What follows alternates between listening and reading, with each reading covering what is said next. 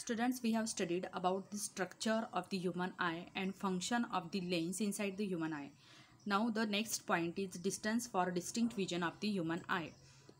The minimum distance of an object from a normal eye at which it is clearly visible without stress on the eye is called minimum distance of the distinct vision. तर minimum distance of distinct vision म्हणजे असं minimum distance की ज्यामुळे कोणत्याही normal आयला कोणत्या पण healthy पर्सनला G object आहे क्लिअरली विजिबल झालेली पाहिजे without any stress on the I, त्याला आपण minimum distance of the distinct vision असे म्हणतो. The position of the object at this distance is called the near point of the eye. For a normal human eye, the near point is at 25 centimeter. तर एखादी जवळची वस्तू आपल्याला पाहायची असेल normal healthy पर्सनला, तर जे मिनिमम डिस्टन्स असतं ते जवळपास 25 सेंटीमीटर. तर 25 सेंटीमीटर इतक्या जवळच्या अंतरावरची वस्तू ही क्लिअरली व्हिजिबल असू शकते.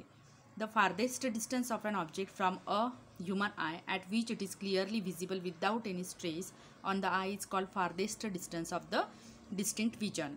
मग दूरवरची वस्तू विदाउट एनी स्ट्रेस जर बघायची असेल तर हे फार्देस्ट डिस्टन्स किती असलं पाहिजे, तर त्याला आपण farthest distance of distinct vision असे म्हणतो. The position of the object at this distance is called फार point of the I.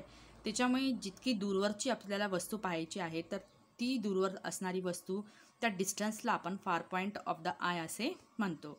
For a normal human I the far point is at infinity. तर माणसाच्या डोळ्याची जी क्षमता आहे इन्फिनिटीपर्यंत पाहण्याची असते, परंतु जवळची वस्तू मिनिमम 25 सेंटीमीटर एवढ्या डिस्टन्सवरचीच ऑब्जेक्ट ही पाहण्याची क्षमता नॉर्मल ह्युमन आयची असते.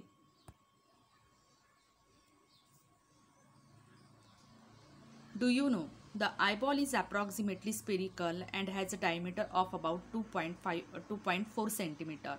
जो आपला आयबॉल असतो तो स्पेरिकल शेपचा असतो आणि त्याचं डायमीटर ॲज अबाउट 2.4 सेंटीमीटर एवढा असतो. The working of the lens in the human eye is extremely important.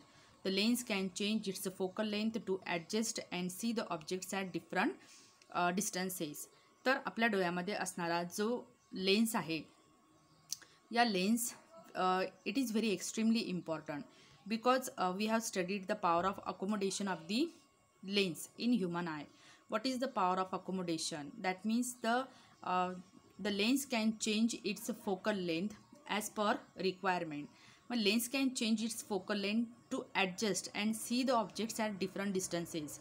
मग ती वस्तू जवळची असो किंवा दूरवरची असो, कोणती ऑब्जेक्ट आपल्याला डिस्टिंक्ट क्लिअर दिसण्यासाठी जो लेन्स फोकल लेंथ ॲडजस्ट करतो त्याला आपण पॉवर ऑफ अकोमोडेशन असे म्हणतो. त्याच्यामुळे the lens in human eye is extremely important. In a relaxed state the focal length of the healthy eyes is 2 centimetre. The other focus of the I is on the retina.